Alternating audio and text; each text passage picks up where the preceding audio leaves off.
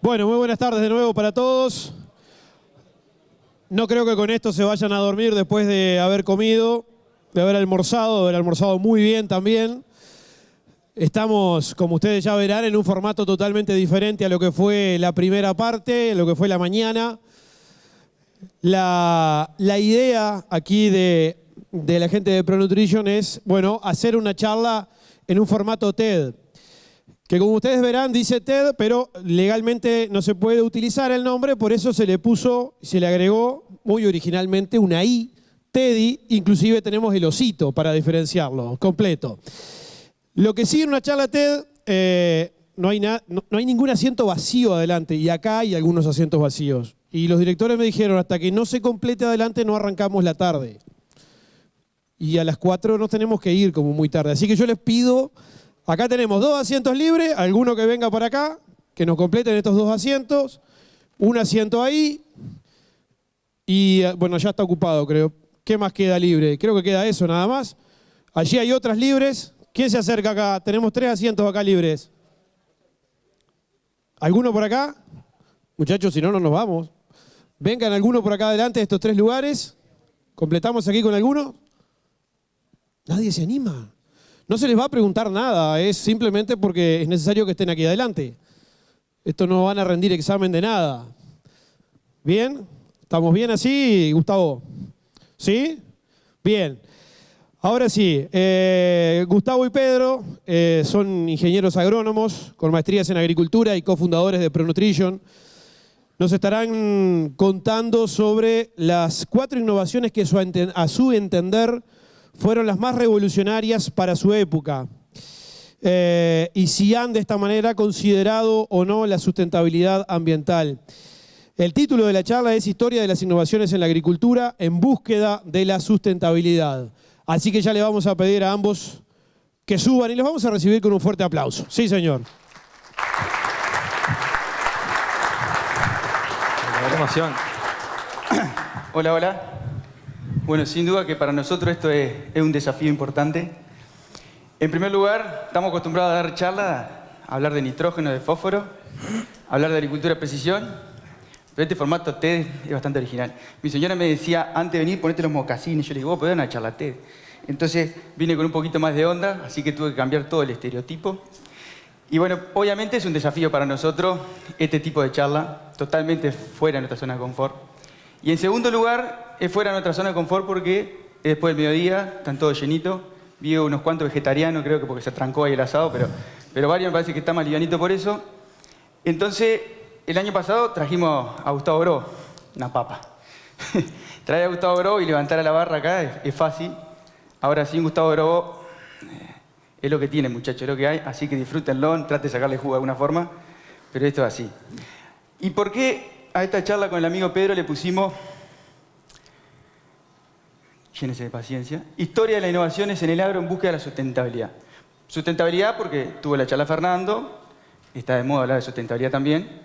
Y innovaciones porque somos una empresa innovadora, somos una empresa de agrotecnología y nos parece bueno hablar, si hacemos un formato TED, que legalmente no podemos poner TED y le pusimos TEDdy, esta forma revolucionaria, que espero que siga varios años más.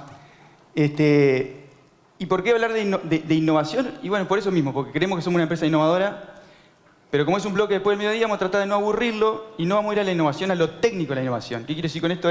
No vamos a estar hablando de la innovación desde el punto de vista masa técnica, ¿no? No vamos a hablar detalle de la innovación en sí, sino de la historia de la innovación, del contexto de la innovación. Básicamente, hablar de los protagonistas de esa innovación, en qué contexto estaban y por qué generaron la gran innovación que tuvieron. Con Pedro elegimos 4 innovaciones, por lo cual va a ser una especie de show de... No me acuerdo estos dos que cantaban. Pimpinela. Una especie de show de Pimpinela donde entra uno, sale el otro. Y yo voy a hacer 2 innovaciones, Pedro va a hacer las otras 2. Y bueno, espero que lo disfruten y que sea entretenido y que se vaya con algún mensaje por lo menos. La sustentabilidad no es que quede aislado, sino que vamos a tratar de ver cómo estas innovaciones afectaron o no afectaron la sustentabilidad, o fueron afectadas de forma indirecta o de forma directa. Así que la primera innovación que les voy a comentar, o por lo menos que les voy a contar, o la que a mí me parece una de las más interesantes, arranca con este señor, William Crookers. William Crocker es conocido porque descubrió el talio, descubrió el helio, descubrió el tubo de rayos catónicos. Un capo. Hablando mal y pronto, la forma más sencilla de decir, no tengo ni más mínima idea qué hizo, pero parece impresionante. Este señor, en 1863, ingresa a la Royal Society y fue nombrado Sir en 1910. Pero no pasaría la historia solamente por haber descubierto estas grandes cosas, que fueron grandes cosas, aunque no sé muy bien de qué se tratan, sino porque él predijo algo medio mesiánico en el año 1898. Él predijo algo que lo dijo William, no lo dijo Eneki. Él dijo, muchacho, según mis cálculos, entre 1930 y 1940 el mundo sufrirá una hambruna como jamás ha visto. La gente quedó impactada. ¿Y por qué decía esto William? William decía por dos cosas. Primero, por la revolución industrial. La revolución industrial, como todos saben, la mano de obra del sector rural se va a las ciudades. Por otro lado, las grandes metrópolis concentran recursos suelo en ciudades y obviamente la capacidad productiva disminuye. Pero no se la tire de fenómeno William porque cualquiera de nosotros con un poquito de sentido común más o menos habría dicho lo mismo. El tema es que William veía otra cosa. El mundo se estaba quedando sin fertilizante. El mundo dependía de este fertilizante, del nitrato de sodio, que es un yacimiento que viene del salitre de Chile, y para que se den una dimensión, todo el mundo dependía de este fertilizante. Espero que no haya ningún chileno acá, pero por primera vez los chilenos eran el monopolio en algo en el mundo. Eran el monopolio, los number one. Y todo el mundo dependía de esto. Para que se den una idea, el 50% del PBI de Chile dependía del nitrato de sodio. O sea, todo Chile dependía de esto. Y William veía que las reservas, en torno, no se las jugó mucho, no quiso decir un año exacto, dijo entre 1930 y 1940, jugó 10 años de margen de error. Según él, según sus cálculos, los yacimientos se iban a acabar, entonces necesitaba producir fertilizante de forma sintética. Si no hacemos eso, el mundo se queda sin producir alimento. Preocupado ante la situación, convocó a las mentes más brillantes de su momento, a todos los científicos, a ver quién podía solucionar el problema. Y este señor, Fritz Haber, premio Nobel de Química en 1918, levantó la mano y dijo, yo tengo la solución. ¿Y por qué Fritz Haber tenía la solución? Porque conocía dos cosas. Por un lado conocía el amonio, ya había estado trabajando en el amonio tiene nitrógeno, y además conocía otra cosa, el 78% del aire seco es nitrógeno. Para los que pensaban como yo que la mayoría es oxígeno, no, solamente el 20% del aire es oxígeno. El problema es que, ¿cómo hacemos para agarrar ese nitrógeno del aire y ponerlo en el suelo? Porque Fritz Haber conocía muy bien esto. El nitrógeno que está en el aire, con dos moléculas de nitrógeno, están unidos por un triple enlace. Se necesita mucha energía para romperlo.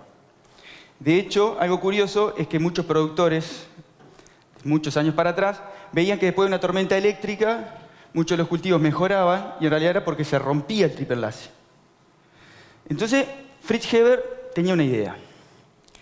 Él dijo, si logramos este triple enlace de nitrógeno, romperlo con mucha energía, con mucha presión, y los enlazamos con moléculas de hidrógeno, podremos formar moléculas de amoníaco. Y generó esta ecuación, que a mi entender es una de las ecuaciones, o por lo menos los que somos agrónomos deberíamos ser la ecuación que más impacto tuvo, en la cual 2 moléculas de gas de nitrógeno más 3 moléculas de gas de hidrógeno generan 2 moléculas de gas amoníaco. Pero la ciencia a veces es mala, dice todo muy lindo Haber, pero esto hay que demostrarlo. La ciencia, si no hay experimentación, si no hay demostración, no sirve. Entonces, Fritz, medio consternado, se fue a su laboratorio y generó esta maquinita que está acá. Esta maquinita es la foto real que Fritz Haber generó en su laboratorio. Colocó nitrógeno e hidrógeno en este especie de termofón a alta presión, alta temperatura, junto a un catalizador que ayudaba a mejorar la reacción química y empezó a producir amonio. Pero había un problema. Le dijeron, Fritz, todo muy lindo, pero salen amonio en la gotita. ¿Cómo hacemos para llevar estas gotitas a fertilizar el mundo? Entonces Fritz hizo algo que en esa época también es revolucionario y que hasta el día de hoy es un problema. Es que Fritz Haber fue y golpeó las puertas de la industria. Salió de las paredes de la facultad, salió de las paredes de la universidad y golpeó las puertas. ¿Y de quién golpeó la puerta? Y bueno, no fue tonto. Eligió a la empresa BASF, golpeó la puerta, se encontró con este hombre, Carl Bosch, que también químico alemán, premio Nobel de Química en 1931. Y así nace el famoso proceso Haber-Bosch. Esta es la primera innovación que le voy a estar contando, el proceso Haber-Bosch. Y el amigo Bosch entendió claramente lo que quería el amigo Haber y pasó de esa maquinita a esta industria. Y en 1913 se produce la suficiente cantidad de amonio como para llenar un tren. Y así arranca la transformación del nitrógeno del aire en nitrógeno para fertilizante. ¿Y qué logra Fritz Haber? ¿O qué le debemos a él? Según los estudios, sin el proceso Haber-Bosch se habrían podido alimentar 4.000 millones de personas. Gracias al proceso Haber-Bosch se alimentaron a 7.000 millones de personas. Eso quiere decir que hay 3.000 millones de personas que se alimentaron gracias a este proceso. Hoy en día, decía Fernando, estamos en torno a los 8.000 millones de personas. O sea que podemos decir que casi el 50% de la población mundial sigue dependiendo de este proceso.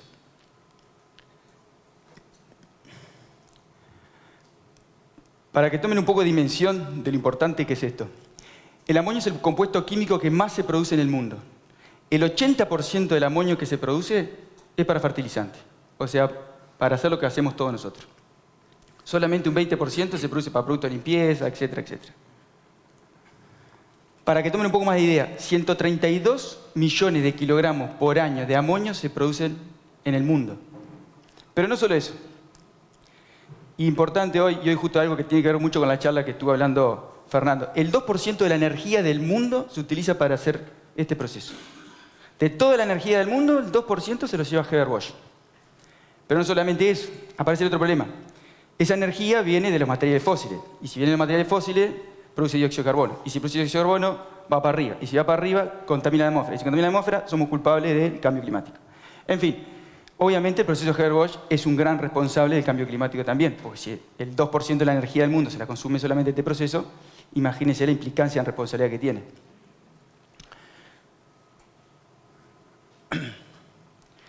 La pregunta es, y un poco relacionado con lo que decía Fernando, ¿cómo se vamos a hacer para mantener el proceso Haber-Bosch o seguir comprando urea como se está comprando cuando las reservas de petróleo cada vez se estaban agotando? Y por otro lado, hoy Fernando mostraba un poco que hay necesidad de empezar a producir sin petróleo. Por otro lado, ninguna novedad, plena guerra, Ucrania-Rusia, un insumo básico fundamental en el proceso, el gas. Sin gas no hay proceso Haber-Bosch.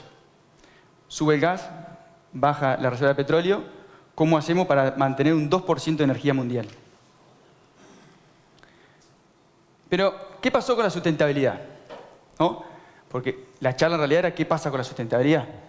Y bueno, obviamente al amigo Fritz Haber en ese momento no se le pasaba por la cabeza ni los veganos, ni Greenpeace, ni lobo lácteo vegetariano, ni los vegetarianos, ni el free gluten, ni nada por el estilo. Lo único que había que preocuparse era de alimentar al mundo.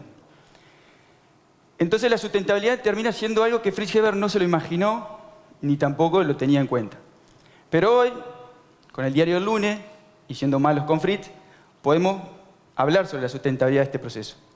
La mitad del nitrógeno, hoy también lo habló Massi en un momento, del nitrógeno proveniente de fertilizante, los cultivos no lo absorben. Eso quiere decir que el 50% va a parar a los ríos, etc.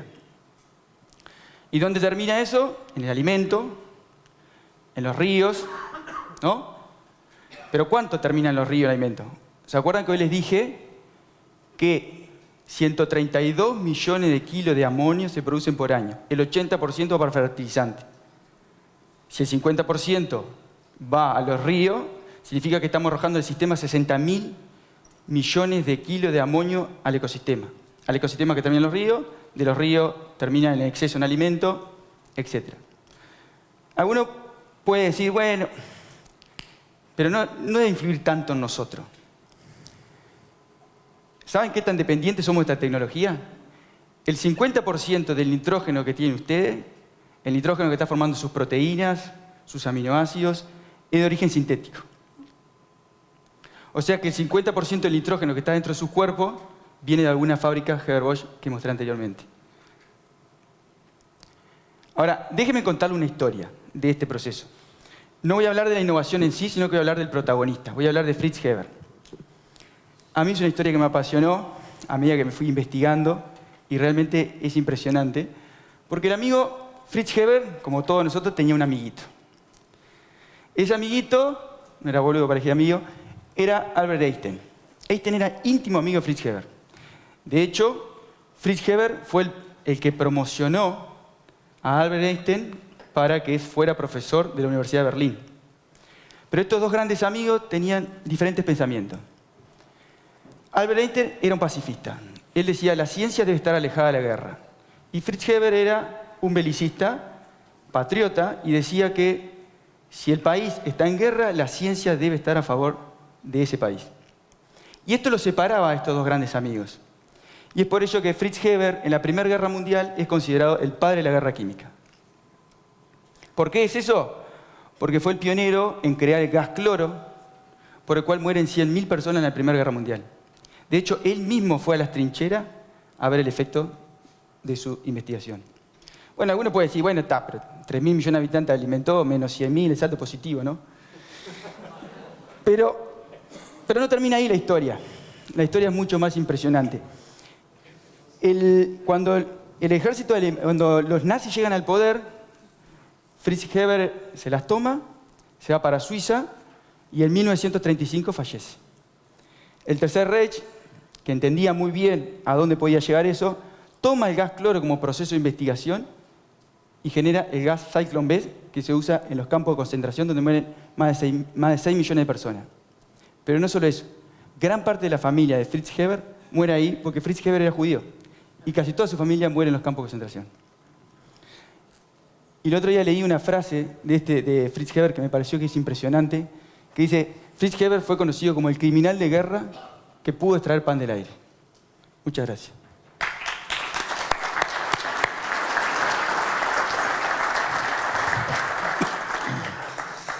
Bueno, bastante saladito el Fritz Heber.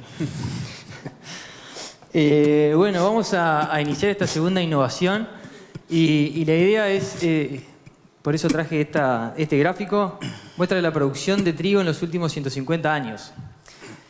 Y para focalizarnos y poner de alguna forma un marco en esta charla, la pregunta es, ¿qué pudo haber pasado entre 1940 y 1980 que llevó a que la producción de trigo a nivel del mundo se expandiera a esa magnitud, casi que de una forma exponencial, multiplicándose por 3 la producción de trigo en el mundo?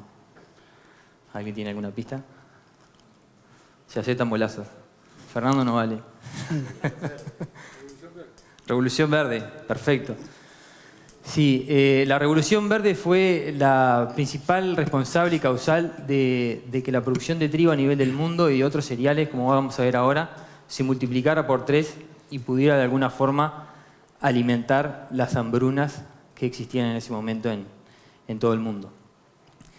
La Revolución Verde hoy está considerada como una de la segunda innovación más importante en la historia de la humanidad, y pensando específicamente en la agricultura, junto con la fijación del nitrógeno atmosférico, son las 2 innovaciones más importantes en lo que tiene que ver con la historia de la agricultura. Para hacer un poco de historia y ponernos en tema, el padre y el responsable de esta innovación se llama Norman Borlaug. Es ingeniero agrónomo, lo cual nos familiariza un poquito más con su profesión. Ganó el Premio Nobel de la Paz en 1970 y de alguna forma nace en Estados Unidos en 1914 y vive en Iowa sus primeros años. De familia de inmigrantes, una familia de productores agrícolas, donde la mayoría de los jóvenes de la época básicamente terminaban de estudiar el ciclo básico y seguían trabajando en el campo, a diferencia de Norman Borlaug, que decide tomar una carrera académica. Entonces, luego de ir a la universidad, graduarse de fitopatólogo en 1942 en la Universidad de Minnesota, tiene la posibilidad de trabajar 2 años en la industria y luego le surge una oportunidad de irse a trabajar a México. En México se vivía en aquellos años una hambruna brutal, una situación bastante complicada a nivel de la falta de alimento para poder alimentar a la población. Y bueno, él toma la posta y dice, bueno, voy a ir a México a comenzar un programa de mejoramiento genético de trigo. Imagínense lo que era para un joven de 20 y pocos años, americano, blanco, que no sabía hablar español, tomar la decisión y animarse a ir a México a probar suerte. ¿Qué se encuentra en México cuando llega? En México se encuentra 3 cosas importantes. La primera, los campesinos mexicanos. Unos campesinos que realmente no tenían formación de hacer agricultura, sumergidos en la pobreza y que ni siquiera podían producir alimento para alimentar a sus propias familias. Se encontró con una situación súper complicada respecto a una enfermedad, roya del tallo y roya de la hoja, donde básicamente esta enfermedad aniquilaba a todos los cultivos y no podían cosechar prácticamente grano. Y después una tercera situación donde básicamente el suelo estaba tan deteriorado, tanto física como químicamente, que era impensado poder realmente sustentar una producción agrícola y que realmente generara grano para alimentar a la población mexicana.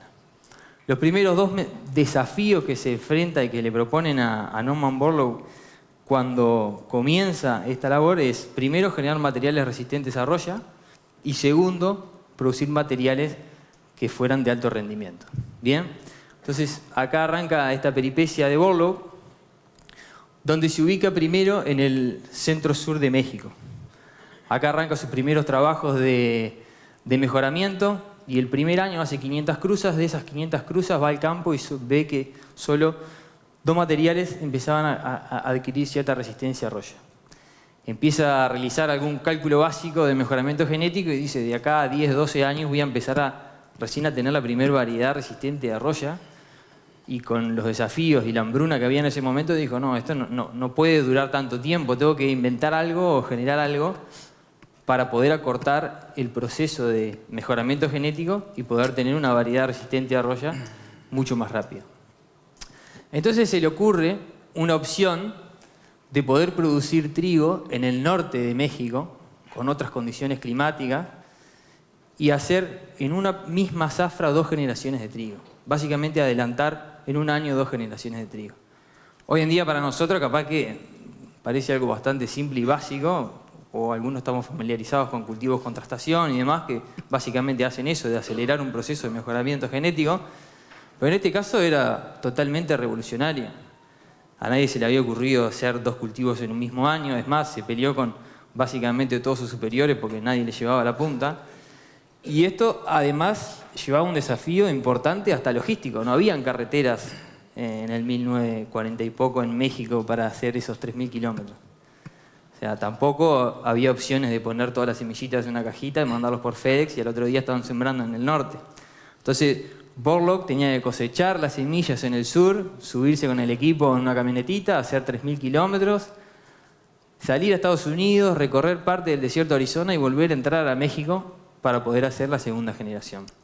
Eso funcionó y al cabo de 3 años, luego de haber comenzado su programa de mejoramiento, Borlaug logra su primer objetivo, logra tener variedades de trigo que fueran resistentes a roya y que tuvieran un rendimiento aceptable. Ahora bien, eso que está ahí atrás es trigo. Está complicado para recorrer esa chacra, logrando materiales que fueran resistentes a trigo y que empezaran a rendir, y teniendo el proceso de Haber-Bosch, que era teniendo fertilizante para poder incluir dentro del sistema, los cultivos empezaron a desarrollarse mucho, a crecer. Y se imaginan qué puede haber pasado con un cultivito que crecía 1,70 m, empezó a generar espiga, empezó a generar granos más grandes y tenía una cañita finita. A ver, Manuel. Vuelco. Entonces, de alguna forma, los 3 años que Borlaug había rompido la cabeza, trabajar y estaba contento, se le vino el mundo abajo y a empezar de cero. Pero bueno, este es el segundo desafío que de alguna forma se enfrenta a Borlaug y y recorriendo y de alguna forma buscando cómo podía cortar la altura de los materiales, encontró que había una variedad de origen japonés que después de la Segunda Guerra Mundial había ingresado a un programa de mejoramiento en Washington, en Estados Unidos, que era nana. Era una variedad que no se destacaba por su mejor rendimiento, no se destacaba por su sanidad, pero sí era petiza. Entonces dijo, bueno, capaz que agarro los materiales que hoy son rendidores y adaptados a las condiciones de México, pero son muy altos, los empiezo a cruzar y puedo hacer que estas plantas sean más pequeñas. Y bueno, este es el resultado de los primeros cruzamientos. Estos eran los padres adaptados con esta altura y esta ya era en la F2, cómo podía empezar a ver materiales que tenían resistencia a roya, que tenían buen rendimiento y que de alguna forma eran de un tamaño más moderado, que podían soportar altas fertilizaciones y un paquete tecnológico mejor para poder rendir. Esta es la evolución de la producción de trigo desde 1945 hasta 1968 de México. Básicamente, en estos primeros 15 años, Borlaug, al realizar este mejoramiento genético y producir materiales resistentes a roya, logra esta evolución de rendimiento y logra algo impensado para el momento, que México sea autosustentable en producción de trigo para alimentar a su población, que era algo impensado. Y bueno, no solo eso, luego de este segundo salto de rendimiento provocado por los materiales semi-enanos, logra que por primera vez en la historia de México tenga un salto exportable para poder suministrar trigo al resto del mundo. Y acá Borlaug y su equipo ven algo grande, algo importante. Esta innovación en tecnología, básicamente genética y un buen paquete de fertilización, puestos en combinación, podían hacer que el rendimiento de trigo sea increíble. ¿Y qué pasaba en otras partes del mundo? Lo mismo que pasaba en México hacía 15 años. Estamos hablando que Pakistán, para ese entonces, y India, tenían casi entre los dos 700 millones de personas, 2.5 veces más que todo en Latinoamérica. Y estaban sufriendo hambrunas realmente increíbles. Entonces, la idea de Borlaug y del equipo fue, bueno, tratemos de multiplicar nuestra experiencia acá en México y mejoremos las condiciones de vida de más personas. Y esto fue lo que sucedió. En el 65 se mandan semillas de trigo a India, a Pakistán, y no solo semillas, sino una forma de trabajar. Se manda un protocolo de siembra, de manejo del cultivo, de fertilización. Se trata de alguna forma de inferir también en las políticas de Estado de esos lugares para que se pudiera llevar a cabo este proyecto. Y de alguna forma en 5 años, luego de ingresar estos materiales, ambos países logran ser autosustentables en la producción de trigo. Algo también impensado para estas realidades. Y retomando un poco la pregunta original, que tiene un poco que ver con esto, esta historia y esta innovación con la sustentabilidad, que es lo que nosotros hoy nos convoca y de alguna forma nos atrapa más en atención. Esta es la producción de trigo a nivel mundial de 1961 a la fecha. La producción de trigo en el mundo se multiplicó por más de 3 veces y la producción y la tierra utilizada para producir ese trigo se mantuvo prácticamente invariable. Y esto básicamente no estaba en el pensamiento inicial de Borlaug, que básicamente quería satisfacer las necesidades alimenticias básicas de las poblaciones, pero sí fue algo que él logró y que después lo fue entendiendo y lo fue pensando, es necesito tener tecnologías que permitan aumentar la productividad de los cultivos por unidad de superficie, que básicamente las tierras de mejor calidad sean utilizadas para hacer grano y con alta eficiencia, y que aquellas tierras que son marginales o que no son aptas para la agricultura se dediquen a otros destinos. Básicamente trasladó esta misma lógica, esta misma idea al cultivo de maíz y al cultivo de arroz, donde se lograron también incrementos en producciones de 600 millones de toneladas a 2 billones de toneladas con todos estos granos juntos en solo 40 años. Entonces para nosotros esta lógica de un poco poner genética, poner tecnología, poner ambiente juntos y pensar en cómo ser más productivos por unidad de superficie es parte clave de nuestra lógica de trabajo, de lo que queremos transmitirle, así como Borlaug le transmitió a los productores, tratar nosotros de transmitirle a ustedes a herramientas que le permitan de alguna forma maximizar el beneficio y la productividad por unidad de superficie y de alguna forma cooperar con la sustentabilidad del planeta. Gracias.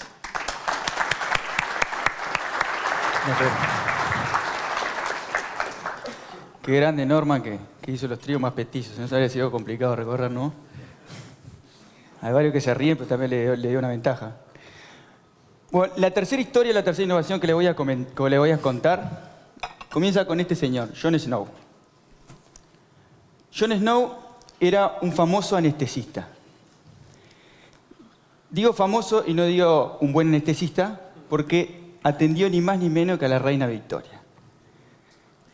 Y se ve que lo hizo bien porque la reina Victoria tiró y tiró. Pero a John no le era que le gustaba ser anestesista, a John le encantaba la epidemiología. Y había una enfermedad que le atrapaba enormemente en esa época y era básicamente el cólera. El cólera en 1848 tuvo una segunda ola. La primera fue suave, la segunda vino con todo y murió mucha gente producto del cólera.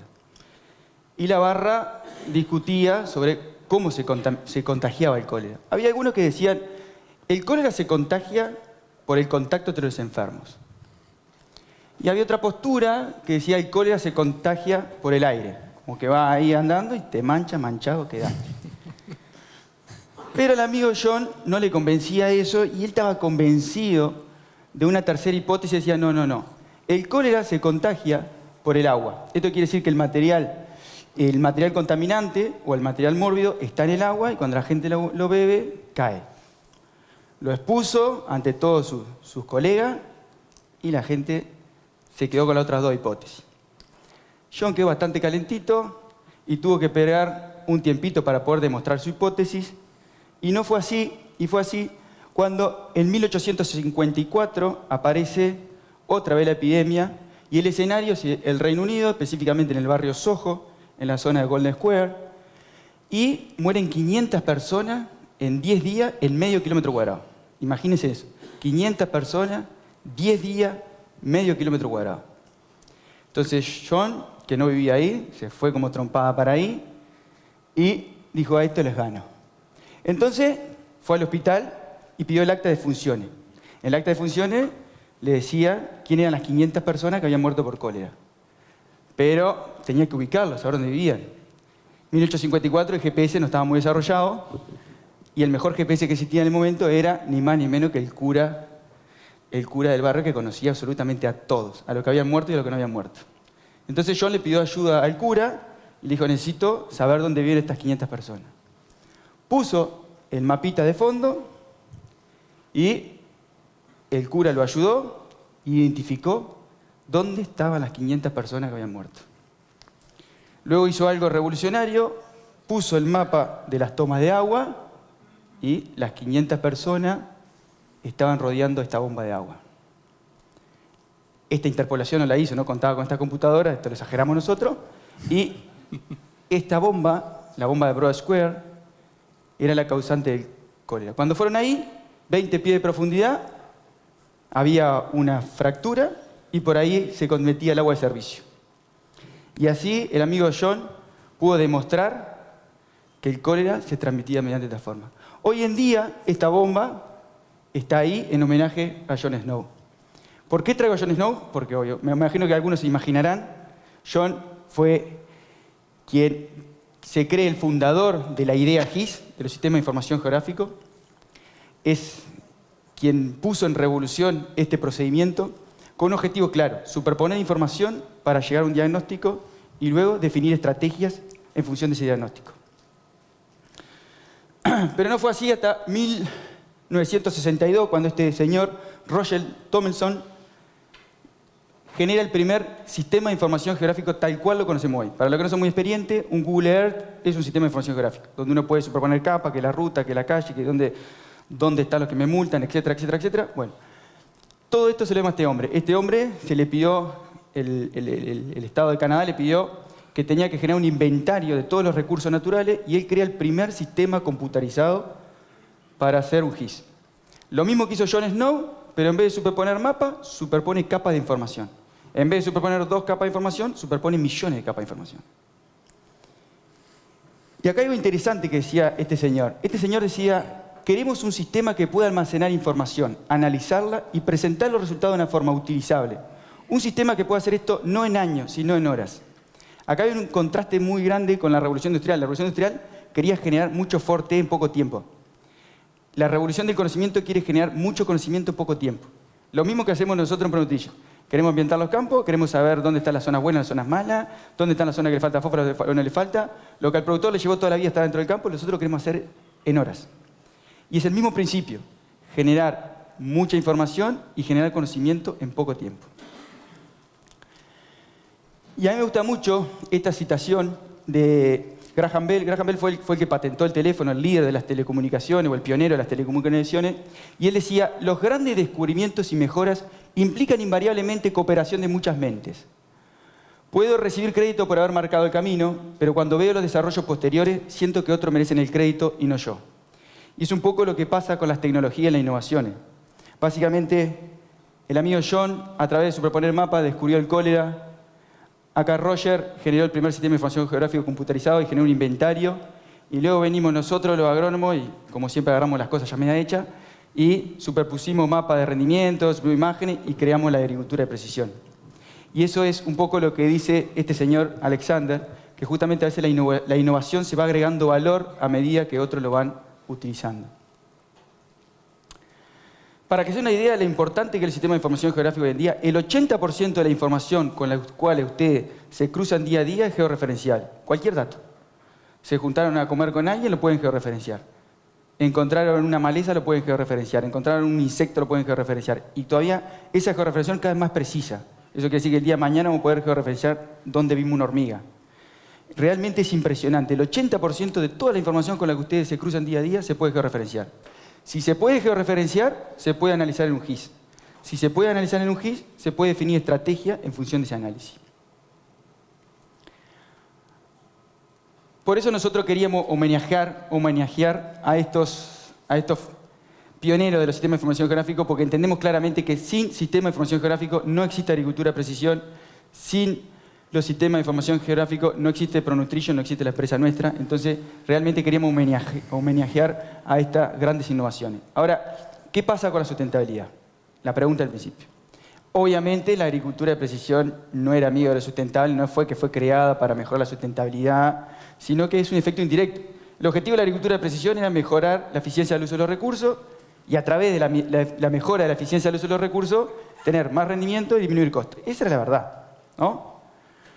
Entonces, cuando miramos un poco más sobre los efectos indirectos de la agricultura de precisión, acá vemos FAO 2015 tiró que los principales problemas de las zonas productivas en los años futuros va a ser la salinificación, la pérdida de carbono, la acidificación, la compactación.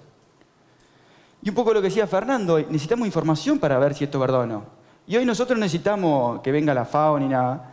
Simplemente con información podemos decir, la FAO tiene razón o no la tiene. Nosotros tenemos de cada campo que trabajamos, conocemos cada 20 hectáreas, cada 15 hectáreas, cuál es el nivel de fósforo, cuál es el nivel de potasio, cuál es el nivel de pH, cuál es la profundidad que tiene del perfil de suelo, cuál es la profundidad del horizonte A, cuál es la profundidad, a cuánto se ubica el horizonte argilúbico, bla, bla, bla, bla, bla, cada 20 hectáreas. Tenemos toda la información cada 20 hectáreas. Y podemos evaluar esa información a través de los años, porque muestreamos georreferenciado y muestreamos los mismos puntos todos los años. O sea, yo puedo saber cuánto fósforo tengo hoy, pero cuánto tenía el año pasado y cuánto tenía el antepasado. Y poder ver a través, estos son datos de cliente, que es real lo que dice la FAO. Los campos se están acidificando, la materia orgánica está bajando, la sodicidad está aumentando, obviamente en función del sistema.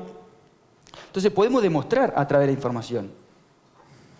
Pero no solo eso. Recién Fernando hablaba sobre la huella de carbono, sobre el balance de carbono. La agricultura de precisión tiene monitores de rendimiento. Eso quiere decir que no solamente sabe cuánto carbono se produce a nivel de potrero, sino que sabe cuánto carbono se produce en cualquier parte del campo.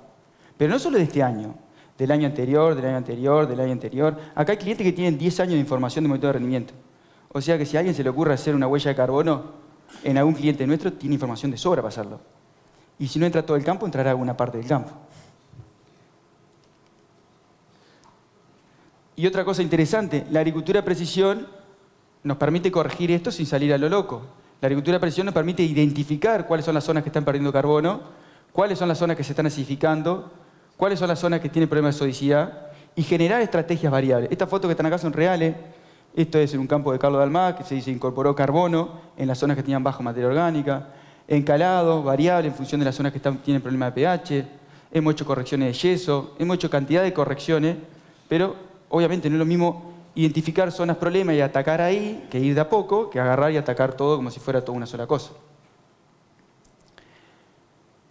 Pero yendo a algo más reciente, todos estamos relacionados con esto, me imagino que conocen el problema del río Santa Lucía, los que no lo conocen les cuento. Hoy lo que se está viendo son el problema de las aguas verdes, y el agua verde en realidad está referido a la eutrificación de los ríos. La eutrificación de los ríos es básicamente el aumento de la fertilidad de los ríos. Si aumenta la fertilidad, crecen las algas. Si crecen las algas, se chupa el oxígeno. Si se chupa el oxígeno, se complica la cosa. Es eso. Y el problema de Santa Lucía, que hay muchas zonas ahí con campos con mucho historial de fertilización, hay erosión, se lava las capas superficiales y cuando toca esa agua, toca un granito de tierra que tiene 50 partes por millón de fósforo. ¿La agricultura de precisión soluciona esto? No, no lo soluciona. Pero permite por lo menos que no siga incrementándose. Este trabajo de Mallarino me parece muy interesante. Él comparó qué pasa cuando yo manejo la agricultura de precisión y qué pasa cuando manejo la agricultura tradicional, o sea, el fósforo uniforme. Y él veía que cuando los niveles de fósforo eran bajos, la agricultura de precisión podía subir esos niveles. Y bueno, encuentra donde está bien bajo y agrega mucho ahí, ¿no? Pero cuando los niveles de fósforo son muy altos, la agricultura de precisión permite bajar los niveles de fósforo del suelo, los niveles de fósforo Bray, versus una aplicación uniforme. Claro, si yo tengo 20 partes por millón y agrego de forma uniforme, así que agregué poco, los niveles siguen subiendo. Ahora, si yo puedo identificar dónde estoy en exceso, puedo no aplicar ahí y cuando promedio, el nivel promedio me bajó. Y esto obviamente es una ayuda significativa a este problema de eutrificación.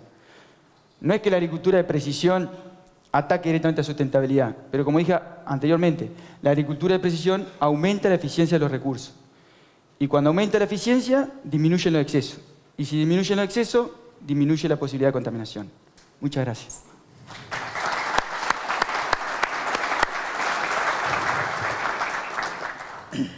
Bueno, vamos con la última. Les prometo que con esta terminamos. Esta última innovación buscamos con Gustavo que sea dirigida a mejorar la sustentabilidad. O sea, las innovaciones anteriores, como vimos, como estaban pensadas de otro ángulo. Básicamente que querían solucionar un problema mundial o regional, sacar al mundo o a la sociedad de condiciones de extrema hambruna. O si no, como mostró recién Gustavo, una idea revolucionaria como la utilizamos para poder gestionar la información y ser más sustentables y hacer una agricultura más inteligente. Esta innovación de alguna forma va directo a resolver el problema de la sustentabilidad de los sistemas agrícolas. Todavía no le voy a decir cuál es, pero hay muchos que son fans 100% de esta innovación y la practican día a día. Y para hacer de alguna forma esta reseña histórica, voy a arrancar por los inicios de la civilización y la agricultura, que van de la mano. Tanto en Egipto, de alguna forma en la Mesopotamia, las primeras civilizaciones en China, todas comienzan desarrollando algún tipo de agricultura. Y la agricultura en aquel momento, estamos hablando hace 3.500 años antes de Cristo, básicamente no tenía laboreo. Era con alguna herramienta muy rudimentaria, un palito, trataban de hacer un pequeño surco para poner la semilla, tapar, no perder mucha agua y lograr que el suelo tuviera contacto con la semilla. Si nos venimos un poquito más en el tiempo, en el continente americano, los incas también utilizaban herramientas muy básicas para poder plantar sus cultivos y tener la producción necesaria para alimentar a la población. Y básicamente con esta herramienta, que era un palito, hacían un pozo y lo mismo, ponían las semillitas una por una. Pero hasta ese entonces, de alguna forma, no existía el laboreo, no existía la palabra arar el suelo, y no estaban asociados como sinónimos a arar la tierra con hacer agricultura. Luego aparece una herramienta que revolucionó la agricultura mundial, Estamos hablando del 1600 al 1900, que fue el arado. Bien, que para el momento solucionó el problema del hambre en casi prácticamente que toda Europa. Fue la única herramienta que podía de alguna forma expandir el horizonte agrícola y generar más alimento. Podía romper la cobertura vegetal sin ningún problema y preparar la tierra para hacer un buen cultivo en grandes superficies. Y bueno, al principio fue muy rudimentario. Todos hemos tenido de alguna forma algún contacto directo con el arado, pero este es uno de los arados que es un símbolo para Alemania, que básicamente se juntan ingenieros y matemáticos alemanes y británicos y de alguna forma le ponen cabeza a diseñar el ángulo de inclinación de la vertedera. O sea, parece una tontería, pero el ángulo es 135 grados y es la inclinación perfecta para lograr que se meta dentro del suelo y que lo dé vuelta y que entierre todos los rastrojos y que entierre las malezas, que hasta el momento no había forma de combatir las malezas. Gran parte de las hambrunas eran porque los cultivos producían pocos, porque los ataques de maleza eran increíbles. Bueno, con el uso de los animales y luego el desarrollo de la maquinaria, se incrementó de forma exponencial la utilización del arado. Acá vemos, este es los primeros tractores a vapor, que de alguna forma, este es el arado, y acá había otro tractor a vapor, y el arado iba haciendo este movimiento y los tractores iban avanzando. Y pasamos de esta situación, donde el productor y el agricultor tenían que caminar 40 kilómetros para preparar la tierra, porque iba atrás del arado caminando, y donde de alguna forma había una limitante física que decía, bueno, quiero arar lo menos posible porque me canso mucho. A esta situación donde, teniendo el primer tractor a vapor y los primeros tractores a combustión, cambia un poco el paradigma y pasa a ser, bueno, cuanto más aro y cuanto más preparo la tierra y cuanto más la dejo finita, mejor rendimiento voy a tener porque voy a preparar mejor la cama de siembra. Hasta que luego, en 1930 en Estados Unidos, se ve esta situación que fue una de las catástrofes climáticas y del ecosistema más grandes de todo Estados Unidos. Estas fueron las tormentas de tierra, erosión eólica básicamente, que se dio en todo el medio oeste, en el estado de Texas, Oklahoma, Kansas, Nebraska, que básicamente en esa época, en el 1930, había habido una inmigración muy grande y mucha gente se había empezado a colonizar esas zonas que realmente no eran súper aptas para la agricultura, pero sí se podían cultivar. Mucho suelo descubierto, mucho suelo laboreado, condiciones de extrema sequía que se dieron en esa década de 1930-1940, llevó a que condiciones de viento provocaran esta situación, que llevó a que miles de personas se tuvieran que volver y tuvieran que ir a la costa este y a la costa oeste, y las casas quedaban realmente tapadas de tierra. O sea, fue una catástrofe importante y llegó a realmente pensar que la agricultura no iba a poder ser viable en el largo plazo en esas zonas, que hoy son zonas productivas y súper importantes para Estados Unidos. Empieza a partir de ese momento a haber de alguna forma una preocupación y las primeras políticas o desarrollo de las primeras políticas en conservación del suelo. Hasta el momento a nadie le prestaba atención y era, vamos a hablar que está todo bien. Se empieza a hacer los primeros trabajos de enterrazamiento, las primeras rotaciones con cultivos, pensar un poco qué cultivos se van a sembrar, no hacer solo trigo sobre trigo o maíz sobre maíz, sino hacer rotaciones, y también los cultivos en contorno. Llegó el Estado americano a pagar también a quien hiciera terrazas un cierto fee por hectárea por hacer terrazas en el campo. Y bueno, y esto fue en 1940 un bestseller para la época de Eria Polak, un libro súper famoso que de alguna forma ponía en tela de juicio qué se estaba haciendo en el campo y de alguna forma fue revolucionario. Se llamó La locura del labrador. Y este investigador estuvo preguntando en todas las universidades y estuvo preguntando a todos los agrónomos de la época por qué araban. O sea, no había podido encontrar ninguna evidencia científica que le demostrara que arar era necesario para hacer agricultura. Él proponía ciertas alternativas para combatir malezas y demás, pero no logró tener una respuesta concreta.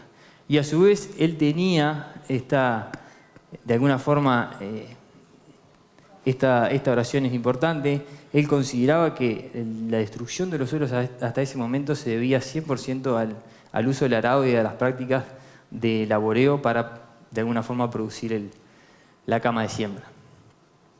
Los avances de la siembra directa hasta ese momento no habían sido muy promisiosos. Si bien se había comenzado a hacer, porque se veía a partir de esta catástrofe en 1930 que el tema del laboreo era un problema, habían empezado a realizar ciertas pruebas de siembra directa, pero no eran muy fructíferas. Básicamente porque el desarrollo de los herbicidas no había sido tal hasta ese momento.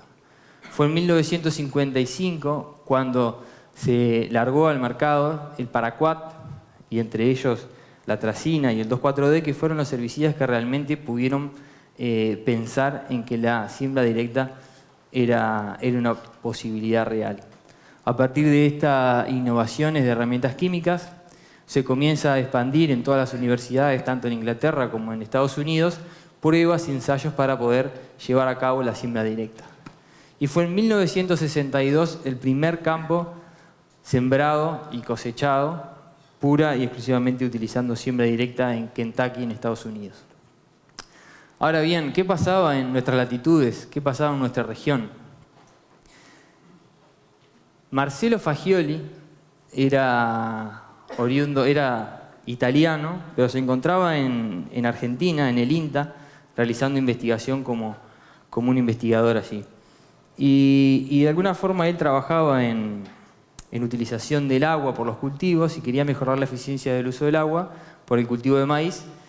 Y de alguna forma plantea un ensayo donde evaluaban distintas profundidades de laboreo. ¿Bien? Y había empezado a leer algunos artículos que habían salido muy recientes en Estados Unidos sobre esta idea de siembra directa, que no tenía bien ni idea cómo era, pero era algo que le llamó la atención. Y a este ensayo, que tenía distintas profundidades de labranza, le tenía que poner un testigo. Y este testigo fue no laborear el suelo. Obviamente que no fue una siembra directa porque no había máquina para hacer siembra directa. Entonces agarró a uno de los colegas que iban a hacer el ensayo y le dijo, mirá, agarrá así un surquito, le ponés la semillita, lo tapá. Se le cagaron de risa, obviamente, y él tuvo que maquillar un poquito explicando que no era para evaluar rendimiento, sino que era para evaluar de alguna forma la utilización del agua por el cultivo. Este ensayo se lleva a cabo y al principio había una diferencia entre los tratamientos en los laboreados y el no laboreo, pero luego de que el cultivo empezó a crecer, no se daba cuenta cuáles eran el testigo y cuáles eran los cultivos que habían tenido labranza. Y después cuando va a la cosecha y ve los resultados, algo que realmente le llamó la atención era que no había diferencias significativas en rendimientos, y eso fue el puntapié de decir, bueno, acá hay un camino que tenemos que ir, que tenemos que evaluar, investigar y empezar a desarrollar la siembra directa, que puede ser una herramienta que nos salve y que nos permita reducir laboreo y demás. Esta tecnología resultó ser la más importante en los últimos 50 años en la producción de grano, y es la siembra directa. Hoy en día más del 95% del área producida en Uruguay y en la región se realiza bajo siembra directa. Y esta tecnología de alguna forma permitió tener el sistema que hoy tenemos, y que también lo comentaba de alguna forma Fernando hoy. Es un sistema que tiene ventajas competitivas respecto a muchos lugares de todo el mundo. O sea, es un sistema que de alguna forma revertió la degradación del suelo básicamente por erosión, de alguna forma mejora la eficiencia del uso del agua, permite implementar el doble cultivo tan importante para nosotros, por el punto de vista de alguna forma del negocio, pero a su vez hoy sabemos que si queremos hacer siembra directa necesitamos hacer muchos cultivos por año. ¿Bien? Entonces eso también es importante para nosotros. Si estuviéramos haciendo laboreo no podíamos hacer 1.6 y 1.7 cultivos por año como estábamos haciendo hoy. Nos permitió aumentar la rentabilidad, la sustentabilidad, disminuir la huella de carbono. Pero bien, en paralelo esta innovación per se cumplió su objetivo, que era mejorar la sustentabilidad del sistema agrícola, pero aparejado trajo algún problemilla, que esos problemillas los vamos a compartir un poquito ahora. Esta información es la importación de herbicidas por Uruguay del 1995 a la fecha. Básicamente acompaña la evolución del área de producción en el país, y en el 95 importábamos 10 millones de dólares y básicamente estaba conformado por 10 principios activos. Después, la expansión agrícola en el 2014, tuvimos un pico, importamos casi 130 millones de dólares en herbicidas y redujimos el número de principios activos de 10 a 7. O sea, concentramos mucho más los modos de acción que iban a trabajar contra las malezas, y básicamente el 60% era glifosato. ¿Bien?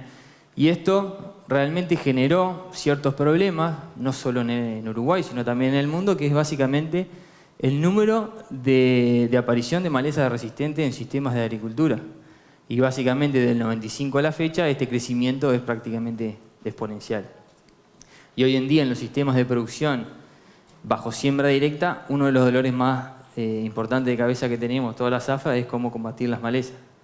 Es más, recién estábamos contentos con la aplicación de herbicida que mató a la poa allá afuera. Estábamos todos pensando a ver qué le había aplicado. Y bueno, porque está en la cabeza de cada uno de nosotros cómo resolver un problema que hoy tenemos en las chacras. Y bueno, desde el punto de vista del mercado, de las compañías, han habido dos caminos. Eventos tecnológicos que permiten usar nuevas moléculas, pero básicamente seguimos aplicando y aplicando más cantidad de producto. Otra de las situaciones complejas que trajo aparejado estas situaciones son controversias que hemos tenido a nivel social, y nosotros como productores, como asesores o como responsables de emprendimientos agrícolas también somos responsables en cómo utilizamos estas herramientas y cuán responsables somos a la hora de utilizarlas. Han habido innumerables artículos científicos que muestran que la exposición a ciertos productos, a ciertos principios activos, están asociados con enfermedades como el Parkinson y algunas otras, pero a su vez el mal uso o el uso excesivo de algunos de estos principios activos han llevado sí a contaminación o excesos en cursos de agua o efectos residuales muy prolongados en cultivos nuestros o cultivos de los vecinos. Entonces, para redondear un poco esta última innovación y estas 4 innovaciones que decidimos compartir un poco con Gustavo, esta innovación va directo y va de lleno a la sustentabilidad del sistema agrícola que hoy todos estamos inmersos y todos tenemos posibilidades de aportar nuestro granito de arena. La realidad es que para el 2050 sabemos que vamos a tener que multiplicar por 2,5 casi 3 veces la producción de alimentos que hoy tenemos. Y esa producción de alimentos del 80% del área va a estar en chacras que hoy ya son agrícolas. ¿Bien? O sea, chacras que hoy ya están produciendo van a tener que producir 2,5 veces más. Y bueno, ¿y eso cómo lo vamos a lograr? Es parte de nuestro desafío, es parte de nuestra responsabilidad, es parte de las herramientas que hoy tenemos, cómo usarlas de forma estratégica, cómo trabajar la parte, como veíamos, de la genética, esa genética cómo trabajarla inteligentemente con la fertilización y cómo usar la estrategia de agricultura de precisión para definir en qué sitios realmente vale la pena la inversión y dónde no, para aumentar sí, los rendimientos y la sustentabilidad. Muchas gracias.